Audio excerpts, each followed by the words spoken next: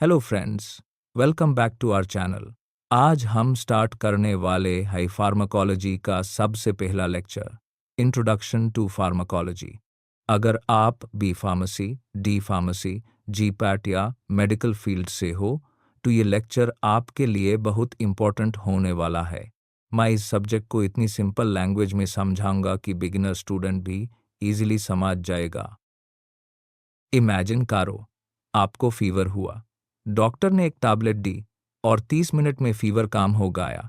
लेकिन क्वेश्चन ये है, वो टैबलेट बॉडी के अंदर जाके काटी क्या है? इसी का आंसर है फार्माकोलॉजी। अब बात करते हैं कि फार्माकोलॉजी क्या है। फार्माकोलॉजी एक ऐसा सब्जेक्ट है जिसमें हम ड्रग्स के बारे में स्टडी करते हैं।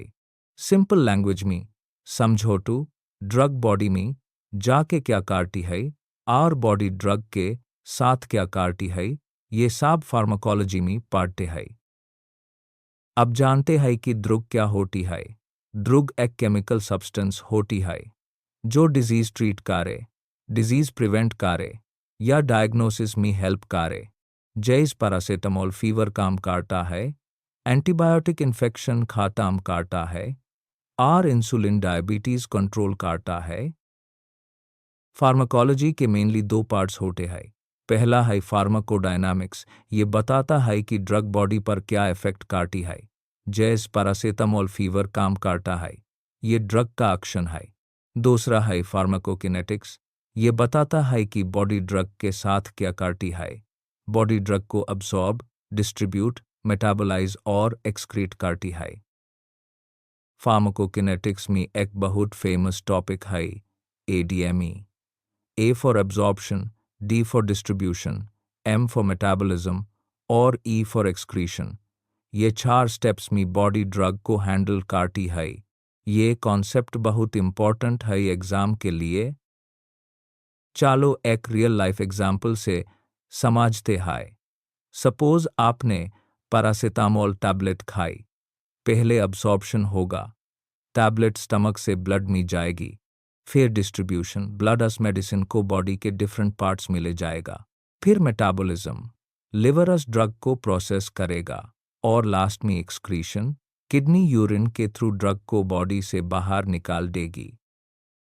अब एक इम्पॉर्टेंट कॉन्सेप्ट समझते हैं, रिसेप्टर कॉन्सेप्ट। बॉडी में रिसेप्टर्स होत है, रिसेप्टर को लॉक समझो और ड्रग को की। जैसे शाही की से शाही लॉक ओपन होता है, वेज है ड्रग रिसेप्टर से बिंड करके अपना एक्शन काटती है। शाही की, शाही lock open, drug plus receptor equals action. अब बात करते हैं साइड इफेक्ट्स की।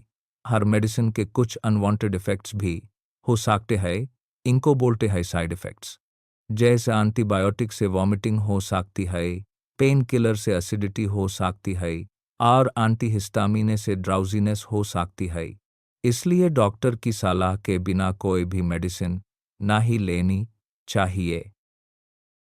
ड्रग बॉडी में डिफरेंट वेज से दी जा सकती है, इनको रूट्स ऑफ ड्रग एडमिनिस्ट्रेशन बोलते हैं। ओरल रूट में टैबलेट या कैप्सूल मुंह से दी जाती है।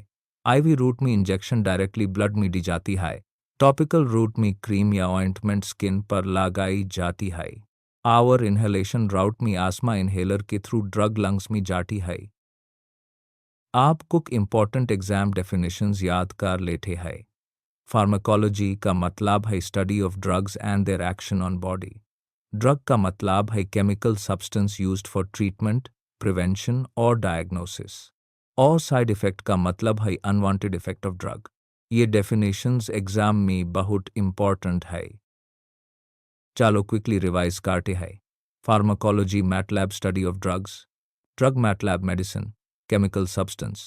फार्माकोलॉजी की 2 ब्रांचेस है, फार्माकोडायनामिक्स और फार्माकोकिनेटिक्स।